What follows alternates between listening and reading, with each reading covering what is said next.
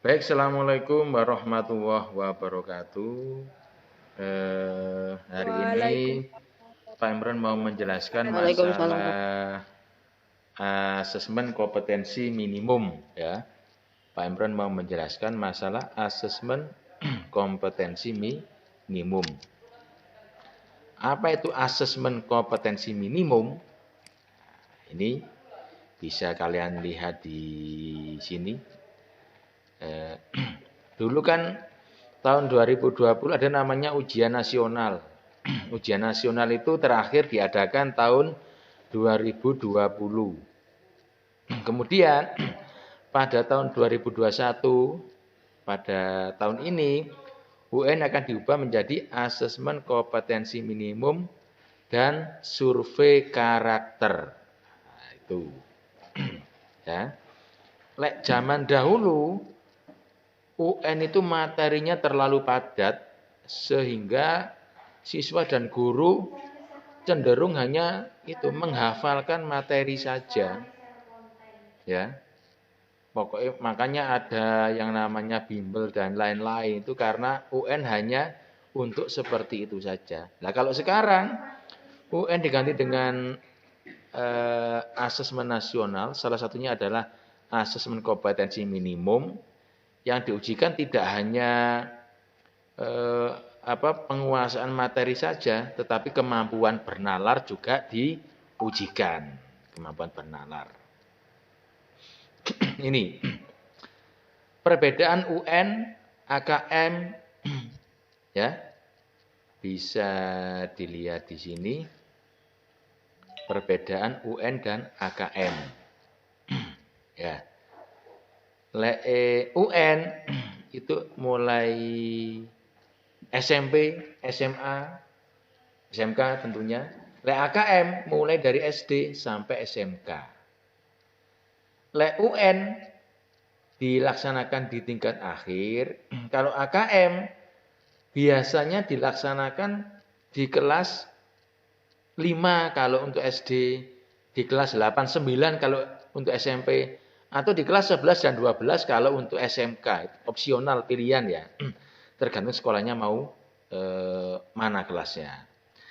Terus kalau UN itu untuk seluruh siswa, sedangkan kalau AKM itu biasanya sampel saja, tidak seluruh siswa. Itu perbedaannya. Kemudian model soalnya kalau UN kan pilihan ganda, ada pula ureannya. Tapi kalau AKM ada pilihan ganda, ada pilihan ganda yang yang berkarakter, ada pula menjodohkan, ada drag and drop, macam-macam ya. Jadi istilahnya bentuk soalnya bermacam-macam. Kemudian kalau UN 4 hari biasanya, AKM hanya 2 hari dan seterusnya. Bisa dibaca di slide ya, bisa dibaca di slide. Oke, bisa lanjut. Nah, AKM mengacu pada kata minimum adalah tidak semua konten di dalam kurikulum diukur di dalam AKM. Jadi istilahnya itu tidak semua materi akan diujikan di AKM. Ya. AKM hanya mengukur keterampilan dasar siswa tentang literasi dan numerasi, membaca dan menulis, plus kemampuan bernalar. Kemudian komponen asesmen nasional ini, dulu kan ujian nasional. Nah, asesmen nasional itu isinya apa? Ada AKM, ada survei karakter, ada pula survei lingkungan belajar. Jadi yang menentukan kelulusan itu ada 3 sekarang. Ada namanya AKM, ada survei karakter, sama survei lingkungan belajar. Jadi kalau sekolah kita di Kota Malang sama di Kota Papua itu jelas penilaiannya berbeda. Ya, sekolah yang di desa sama yang di kota itu jelas penilaiannya berbeda. Seperti itu. Kemudian ada pula ini instrumen nasional, instrumen asesmen nasional dan informasi yang dihasilkan ini. Nah, ini bisa dibaca di sini. Ya. Kalau murid seperti ini, kalau guru seperti ini, kalau kepala sekolah seperti ini. Jadi yang diuji itu bukan hanya siswa, bukan hanya murid, tetapi guru sama kepala sekolah pun juga diuji, di asesmen, di asesi namanya. Kemudian jenis AKM itu ada numerasi, ada literasi. Nanti akan dijelaskan oleh istilahnya itu yang lebih lanjut ya. Contohnya seperti ini ya di PowerPoint-nya tinggal dilihat ya. AKM nasional kelas 5, 8 dan 11 isinya ini. AKM kelas seperti ini, AKM sertifikasi seperti ini. Jadi bisa dibaca di PowerPoint-nya. Untuk pertanyaan bisa melalui WA. Kemudian yang ini, asesmen kompetensi minimum ini yang sudah saya jelaskan tadi ada 2, membaca sama numerasi, ya, seperti itu. Jadi soal utamanya ada itu. Nah ini yang berikutnya adalah, ini nggak usah, nggak apa-apa ini, ya. Tinggal dibaca saja, diamati, nanti untuk PowerPoint-nya akan Pak Imron berikan. Bentuk soalnya, ini bentuk soal AKM yang sudah saya jelaskan di awal. Ada pilihan ganda, ada pilihan ganda kompleks. Kalau pilihan ganda itu kan jawabannya hanya 1. Kalau pilihan ganda kompleks, jawaban benarnya biasanya lebih dari 1. Ada pula menjodohkan, ada pula isei. Kemudian, nah ini komponen-komponen AKM, istilahnya kisi-kisi soalnya. Kalau numerasi seperti ini, kalau literasi membaca seperti ini. Ya, begitu, nanti bisa dicek sendiri. Kemudian saya lanjutkan, ya, ini waktu saja ini ya. Ini biasanya untuk sekolahan, ya, untuk sekolahan. Mulai kapan dilaksanakan?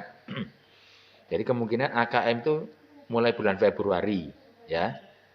Terus Maret juga ada, kemudian April juga ada, Agustus. Nah ini dilihat ya, ada. Jadi AKM itu biasanya opsional dari sekolah. Kalau SMA biasanya kelas 11, kalau individu kelas 12 atau kelas akhir, seperti itu. Kemudian ini juga bisa dibaca sendiri ya. Ini jadwalnya. Jadi sosialisasi AKM ke kelas Januari pada hari ini Pak Imron sosialisasikan. Kemudian Maret rilis AKM-nya, Juni evaluasinya, Agustus untuk guru-gurunya, November evaluasi pemanfaatan AKM kelas oleh guru. Jadi kenapa kok bulan Januari ada sosialisasi masalah AKM? Karena sesuai jadwal dari pemerintah ini. Baik, kemudian ini kegiatan-kegiatan yang di AKM nanti, ya. Ini untuk Bapak Ibu guru panitia biasanya, ya, Bapak Ibu guru panitia. Ini bisa Bapak Ibu lihat di PowerPoint yang telah Pak Imron buat. Kemudian ini cuma tugas dari proktor ya, sama helpdesk atau istilahnya itu panitia lah, gampangannya seperti ini. Jadi nanti akan ditunjuk panitia oleh sekolahan, oleh kabupaten kota, sampai provinsi dan pusat untuk masalah AKM. Terima kasih, itu mungkin yang dapat Pak Imron sampaikan. Jadi nanti kalau ada pertanyaan-pertanyaan bisa melalui HP, WA, ya, bisa melalui WA. Mungkin ada yang ditanyakan dari Bapak Ibu guru atau peserta yang mengikuti kegiatan ini. Saya kira jelas ya, karena memang masih sosialisasi. Nanti kalau kurang jelas bisa WA Japri. Untuk nomor WA-nya sudah saya kasih di apa namanya itu, di chatnya Google Meet itu. Baik, terima kasih untuk rekan maupun siswa yang mengikuti sosialisasi. Ya, saya minta ditampilkan fotonya buat laporan, mau saya screenshot terlebih dahulu sebagai bahan laporan kalau sudah diadakan sosialisasi masalah AKM. Ya, kita cari yang apa namanya, yang bagus ya. Yang bagus. Baik, kita mulai. Saya screenshot, saya ambil. 1, 2, 3.